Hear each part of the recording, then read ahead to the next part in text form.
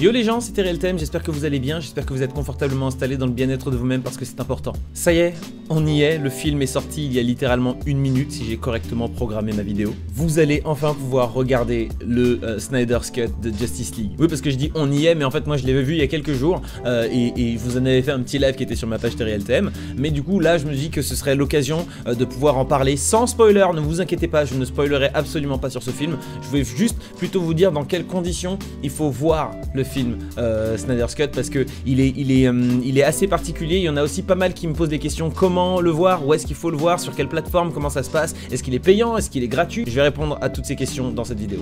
Déjà pour commencer, je pense que la première question c'est est-ce qu'il est bien ce film, est-ce qu'il faut le voir, est-ce qu'il mérite qu'on aille le voir, est-ce qu'il mérite de prendre 4 heures de sa vie, là, de son temps pour aller regarder ce film. Parce que oui, on parle de 4 heures. Est-ce que 4 heures c'est pas un petit peu trop long? Oui, il y a des moments ça peut paraître un peu long. Il y a des moments, il y a des longueurs. Je dois vous admettre que quand j'ai regardé le film, je l'ai regardé en 5h30 parce que j'ai fait des pauses. Tu vois, j'ai fait des pauses, il y avait des scènes qui étaient tellement stylées ou parfois des scènes, il y avait beaucoup d'informations à digérer. Donc je préférais faire une petite pause et pouvoir encaisser correctement le truc. Et en réalité, j'ai trouvé ça super bien. Alors certes, j'aurais kiffé pouvoir regarder et vivre cette expérience dans un cinéma. C'était pas le cas et vous savez pourquoi. Mais j'ai quand même pu passer un bon moment, un agréable moment malgré les petites pauses, malgré les petites choses qui te sortent un petit peu du film, de la vie parce que bah, t'es chez toi. Mais malgré tout, tu passes un bon moment, mais en même temps le film est tellement long que je trouve que c'est comme s'il était fait pour être regardé chez soi, mais ça aurait été mieux si t'avais un genre méga home studio chez toi, en vrai. Si tout le monde avait une micro salle de cinéma personnelle, ouais, là ce serait vraiment parfait pour pouvoir regarder ce film. Donc la question c'est, faut-il le voir ?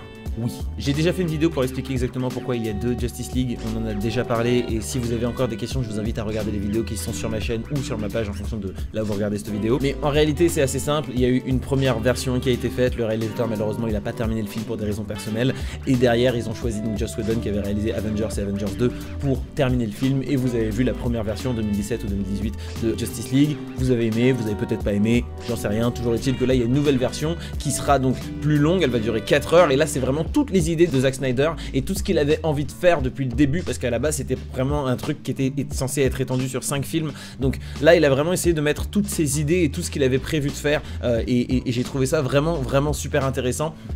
Au-delà du film en lui-même, la démarche d'avoir les fans qui ont été là en mode release de Snyder Cut, que les acteurs aient participé, qu'ils soient là, ouais on veut voir ce film, on veut que vous voyez ce film, et que là maintenant il soit disponible après 3 ans d'attente, 4 ans d'attente, c'est assez extraordinaire je trouve. Et juste pour ça, juste pour l'histoire autour de ces 2 films, il mérite qu'on consacre 4 heures. Maintenant, le film en lui-même, les 4 heures. Est-ce que tu passes 4 heures de torture ou c'est 4 heures de claques visuelles extraordinaires? Je pense que vous avez compris la réponse si vous avez vu ma réaction sur le live que j'avais fait. Il était un peu tard le live, mais enfin bref, c'était ouf. J'ai adoré ce film.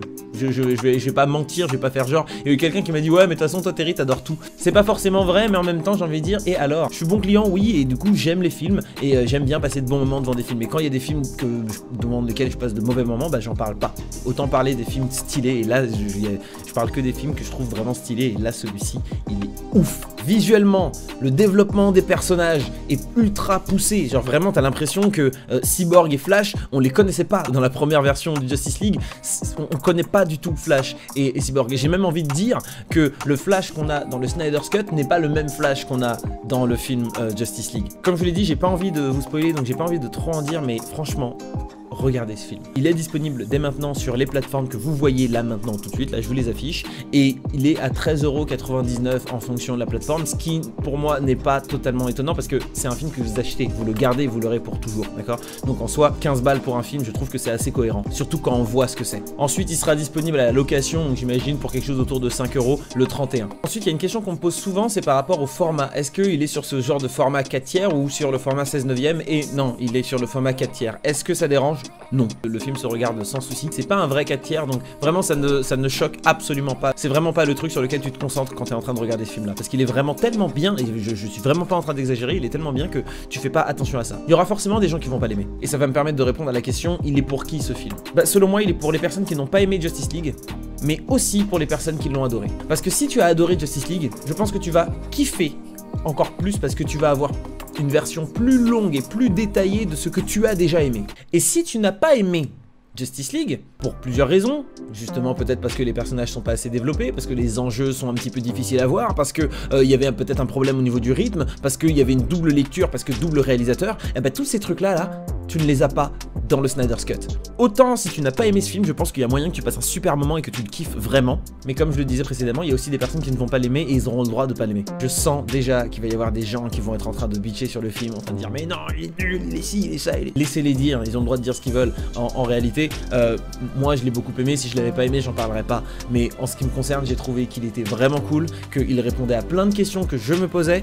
J'ai vu tout ce que j'avais envie de voir. Je voulais voir plus de Cyborg, j'en ai vu plus. Je voulais voir plus de epicness, genre des batailles vraiment stylées, j'en ai vu. Je voulais voir du Batman, j'en ai vu. Je voulais voir du Superman, j'en ai vu. Je voulais voir toutes les choses qui nous sont juste un petit peu jetées à la figure dans la première version de Justice League. Là, on prend vraiment le temps. Tu me diras, il y a 4 heures. Donc forcément, Zack Snyder a pu se poser et étaler un petit peu tout le développement de ces différents personnages et ça fonctionne. Donc j'ai pas envie de faire une vidéo trop longue pour répéter la même chose. Les amis, regardez ce film, d'accord? Il est disponible dès maintenant sur toutes les plateformes que je vous ai citées. Je vous remets l'image pour que vous voyez un petit peu sur toutes ces différentes plateformes, lesquelles vous correspondent. Et voilà, moi je trouve que 14 €, on est sur quelque chose qui est relativement cohérent. 14-15 €, ça évolue en fonction des plateformes. Mais j'espère vraiment que vous allez passer un bon moment. N'hésitez pas à m'envoyer un message derrière pour me dire ce que vous avez pensé de ce film, d'accord?